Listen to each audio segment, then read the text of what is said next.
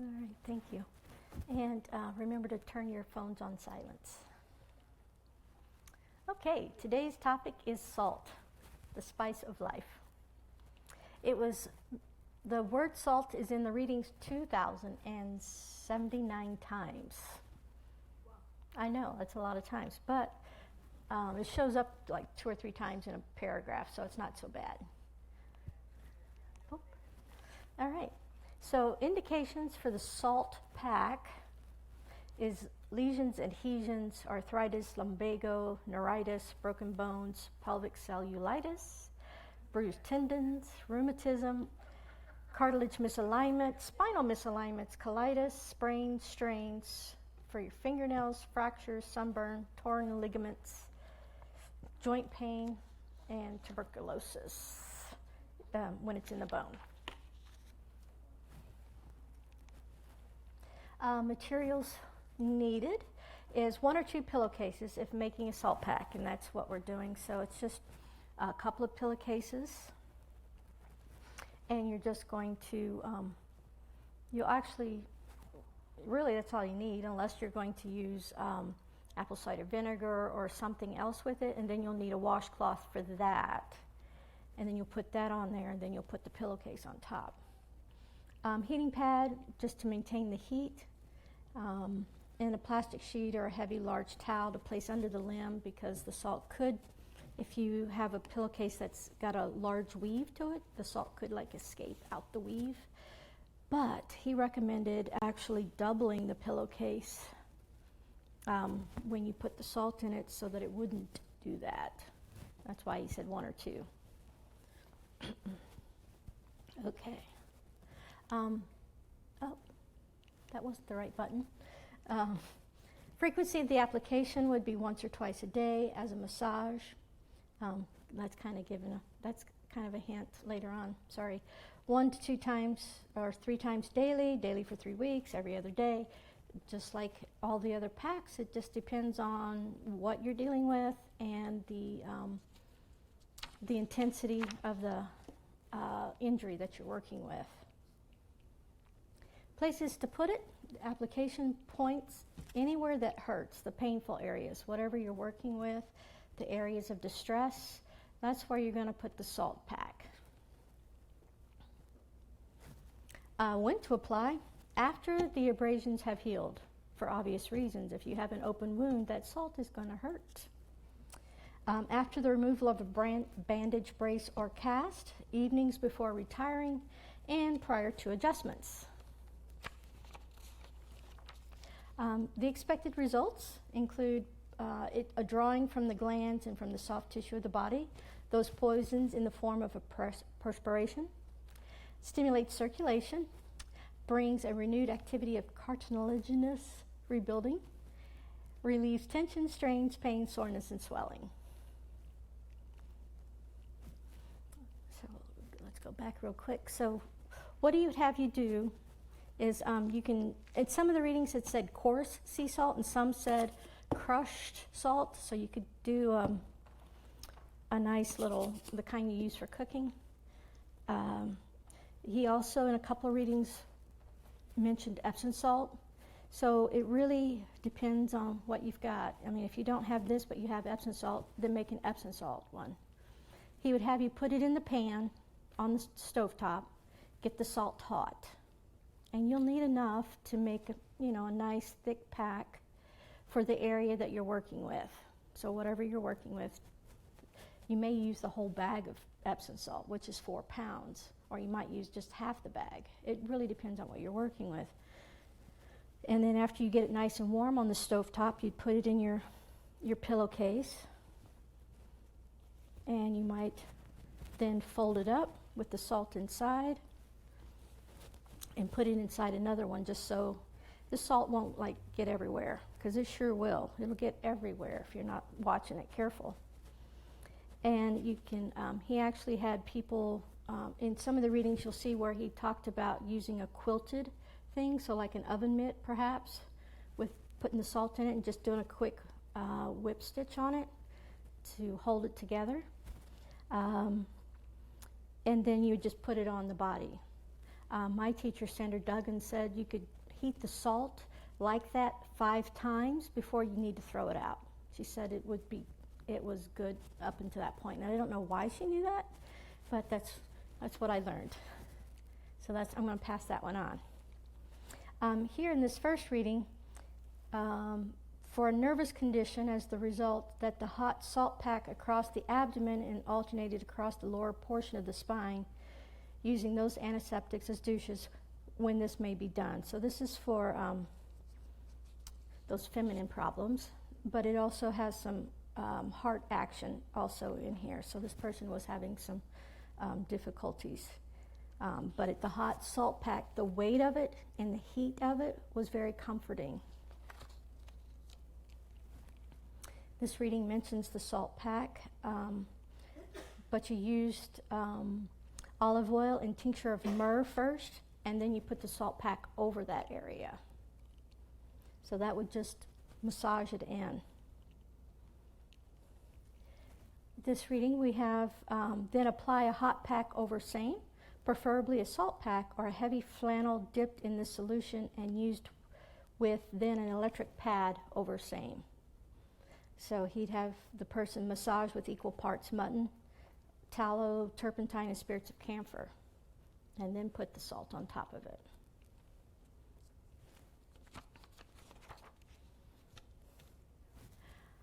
Then apply a salt pack over the lower portion of the cerebral spinal area with each evening for 3 to 4 evenings. Make this about 1/2 inch thick with salt, making this into a quilted pad that may be heated in the oven or the like. Lay this where the body will lie on it for 20 to 30 minutes. He says oven here, and nowadays, of course, we have microwaves. I don't suggest using the microwave for this. To get something that thick hot, you'd have to do 30 seconds, and keep testing it, because what will happen is the salt will get hot and it will burn the material and set fire to the material if you're not careful. Like if you just throw it in there for 3 minutes or 4 minutes, it could potentially catch fire. So I would be careful with it. Also, they did some research when they did castor oil packs. They had put castor oil in the microwave and found that if it was in there for longer than 30 seconds or so, that it actually started to change the molecular structure of the oil. So to me, I think it would also change the structure of the salt if that was the case with the oil. Maybe. I haven't done any research on it, so I don't know. But I would suggest just using the oven or using the stovetop to get it hot. You might even be able to put it inside a heating pad for about 30 minutes beforehand, before you used it, and that might actually get the salt warm. I haven't tried that yet, but getting it hot on top of the stove is very easy and quick. This reading is talking about using pure apple cider vinegar and sodium chloride or salt. Do not rub this so heavily as to break the skin, to be sure, but dampen the salt thoroughly with the vinegar and massage until the skin is well reddened, but not the skin broken. Then apply a heavy salt pack that is sprinkled with the vinegar, not wet, but sprinkled with same, and for at least an hour it would be well that there would be applied the heavy electric pad to keep same warm. So if you're using the vinegar with your salt, you probably wouldn't necessarily reuse it. You might just toss it out.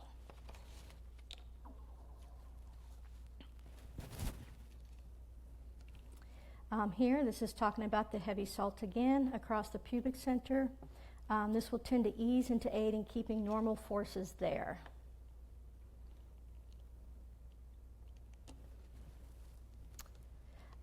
As those periods when there is acute pain or headache or the disturbed feeling in those areas of the cerebral spinal system, we would massage the body gently with the mutton suit or tallow, spirits of turpentine, and spirits of camphor, and then apply immediately afterwards the heavy coarse salt heated in packs. At the same period, we would also apply the heated salt pack, following the rub as indicated over the liver and gall duct area.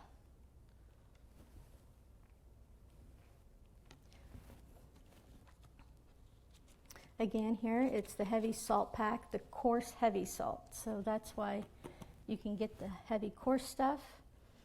In this case, it wants you to use the apple cider vinegar, heated and applied, and it'll relieve any tension or strain and the reaction of the sedatives and also the healing forces, as well as the rubs given as indicated. Will continue to keep improvements. Put the salt in a sack or a bag, see? Then saturate with the vinegar. Here, he was having it glyco packs and then the hot packs afterwards. Put this salt pack in the oven and heat, not so as to burn the body, but so the radiation from the properties are absorbed or driven, as it were, into the body. These will tend to make better radiation from the kidney and bladder and the whole of this area of the body where the greater distress arises, even for the face and head. Here, this is where he actually mentions Epsom salt packs several times, a thorough massage, and then an Epsom salt pack. Also in the top, he also talks about wrap this in hot Epsom salt water, and this made almost a saturated solution, to be followed by the rub.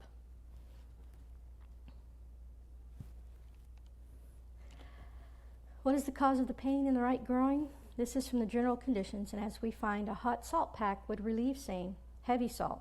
This, of course, may be said to be the after effect with the attempt of the circulation to adjust itself through the limbs themselves. See?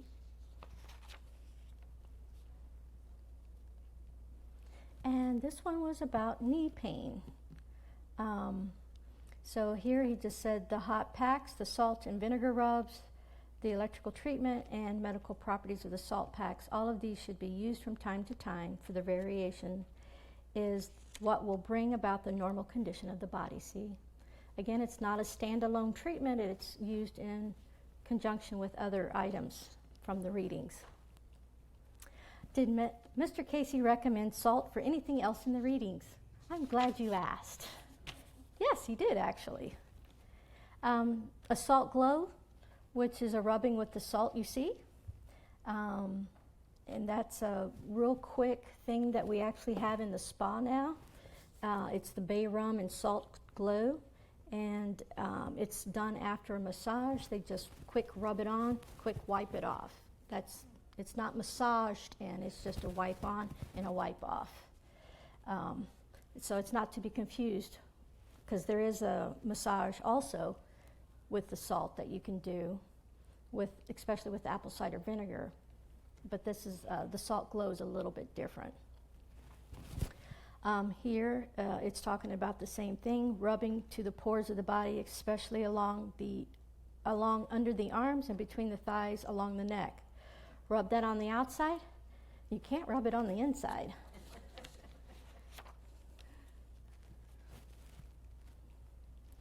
The humor in the readings. Here, it talks about mixing it with the sufficient heated and pulverized salt until the solution will be very thick. So I don't know how you'd pulverize it, but I typically use a little bit of the already fine salt when I use it for stuff like this. Here, it's talking about the IPSAB solution. He recommended using salt and soda on the gums, which is a nice little bar product you can actually get if you don't know how to mix it yourself. It's just baking soda and salt, just a regular salt, and it'll take away a lot of the drosses that collect in the mouth, and it'll help with gum disease.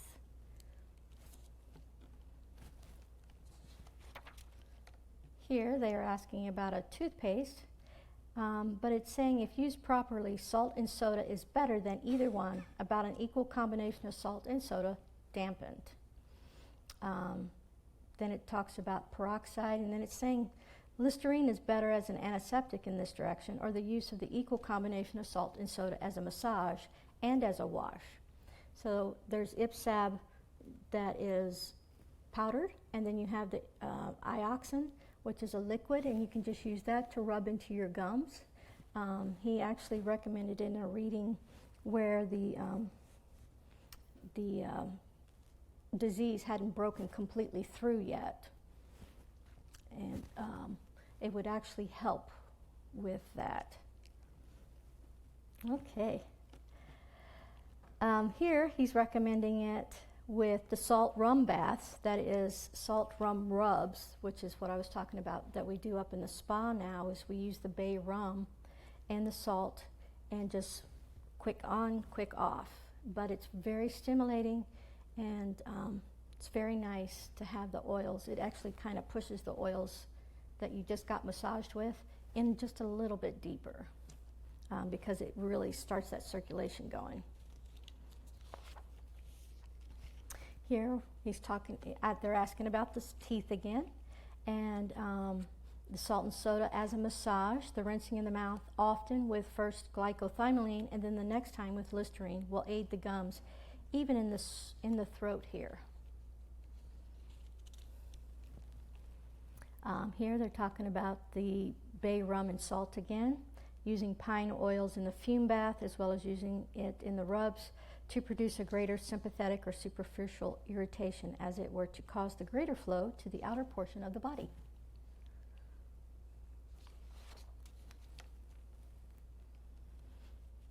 Okay, and here's the salt rum again. And this is to stimulate and quickly invigorate, rubbing towards the body, see, from the tips of the extremes toward the body rather than away from the body. We typically say towards the heart, because that makes a little more sense, because a lot of times we actually do the abdomen and we do the back, so we always say towards the heart when we do our massage. Here he's suggesting that you get out in the sun. It would be very good, provided it's not overdone, but don't be afraid of overdoing by exercise, for there should be much change in the external circulation, capillary circulation, the skin circulation. It tends to throw off or ward off rather than allowing the proper eliminations through same, see? Rather than, were the body to be rubbed occasionally with salt, would be well all over, not to make it raw to be sure, but as a salt bath. Ready for questions. Here they're asking about etomidine, but then it goes down in here and is making for this eliminations through the enemas, we use salt and soda. So he also recommends it for colonics and enemas as part of the wash towards the end, after you've had the main part of the colonic happen. And then that would be followed by glycothymoline, because it acts as an antiseptic towards the body. The salt and the soda would be a little irritating, and then and help clear and clean better, and then the glyco would soothe. Here he's talking again about enemas, or internal bath, as he liked to say, in colonics, and he's talking about that it would need to go all the way until the pressure across the transverse colon is removed, or if taken in this manner, we would find relief in a few treatments, 5 to 6. With the first 2 quarts of tepid water, put a level tablespoon of salt and 2 level tablespoons of baking soda. So there's a 2 to 1 there. In the last quart, or rinsing water, the glycothymoline, and a teaspoonful of milk of bismuth.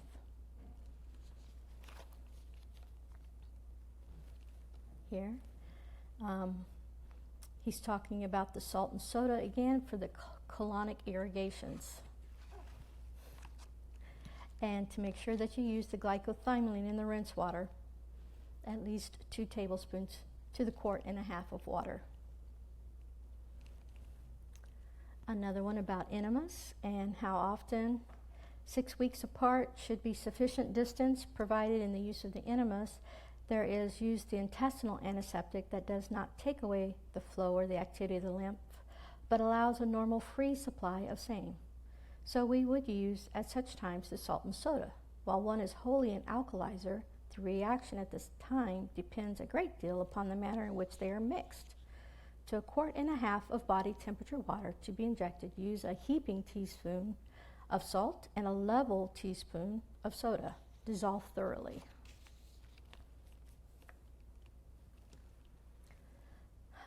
Here it mentions Eno salts, but Eno salts are not actually salts.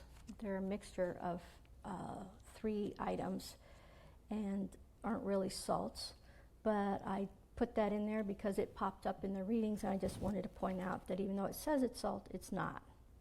But it also mentions here, lower down, when the question is what else should be done for teeth, as just given.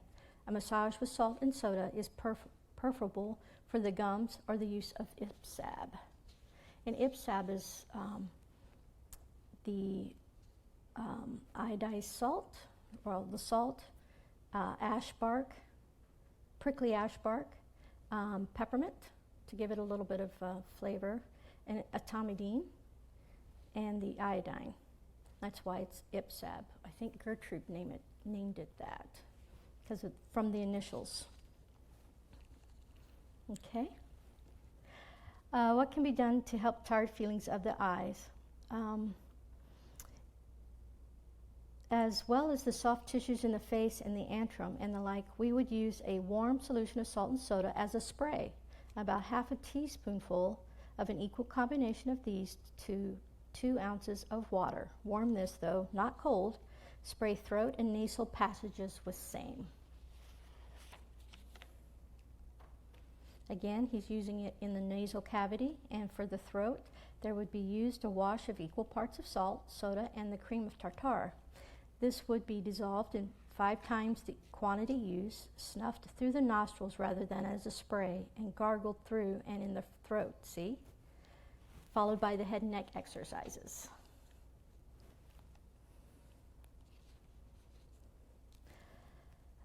Here it's again about massaging. A saturated solution of plain salt, preferably that has not been clarified or in as near raw state as may be had, or with sea salt, evaporated or evaporated salt from seawater. These would be preferable, making same with the saturated solution of pure apple vinegar. Heat not to be hot, but has to be warm, even for the body, and for 10 to 15 minutes each evening, massage this thoroughly into the wrist and hand.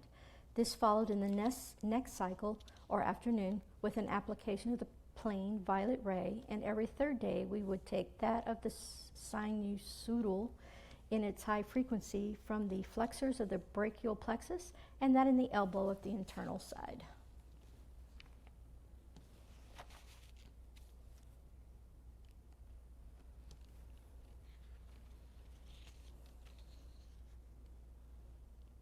Here's rest, get off the feet. This was a sprain and a strain.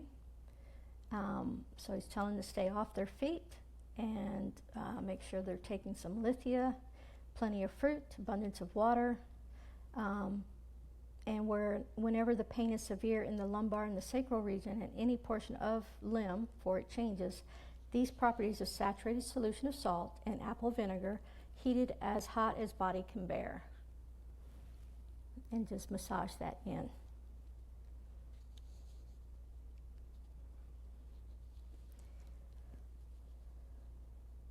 Here, this is about filling the system full, pure water with salt, not very much in the water. Then what treatment would follow that? He goes on about manipulations of the hand, relax the muscular forces, excite the nervous forces enough to act through their waking state and to allow the body to rest. And then later on it talks about cleanse the system first with water or that which does not excite the specific actions of the liver and kidneys in the body. The action of the water taken into the system with salt acts on that of the kidney to eliminate more than the excitement to the liver itself. So this is about colonics again. Cayce was very big on the use of colonics and enemas in the readings. At least twice each week, we would give the thorough massage of the cerebral spinal system across the abdomen and groins, and especially about the thyroid region, properties of the balsam of sulfur. This may be cleansed after the massage with a weak solution of salt or soda or salt water and rubbed vigorously, not sufficient to produce abrasions, but sufficient to draw the circulation to these parts to which the balsam of sulfur is applied and massaged into.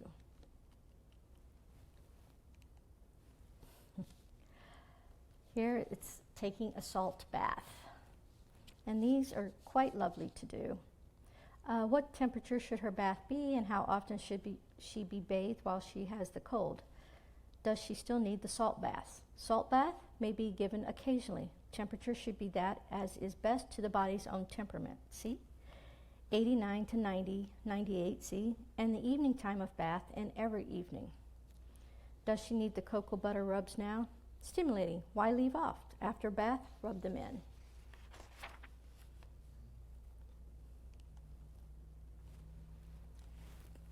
This one is talking about being out in the sun. Getting sun and salt water baths would bring the rejuvenation to the nerves and build up the blood supply.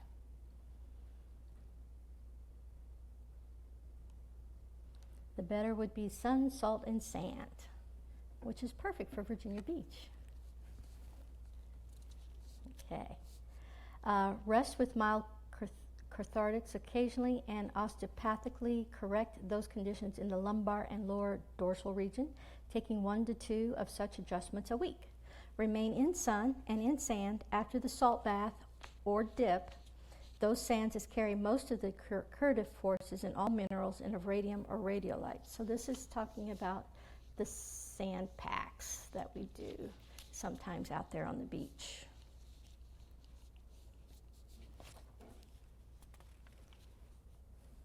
And of course, he recommended it in food.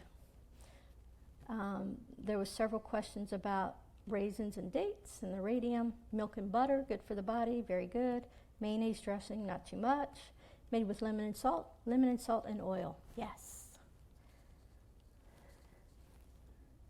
So, we found that salt in the readings is used as a massage, in salt glows, in colonics and enemas, bathing, sand bathing and regular Epsom salt bathing, cleaning the nasal passages, cleaning the teeth, in eating, and I forgot to put gargle up there. So, salt was used quite a bit in the readings for many things, so it's another case of using your food as medicine. Is there any questions?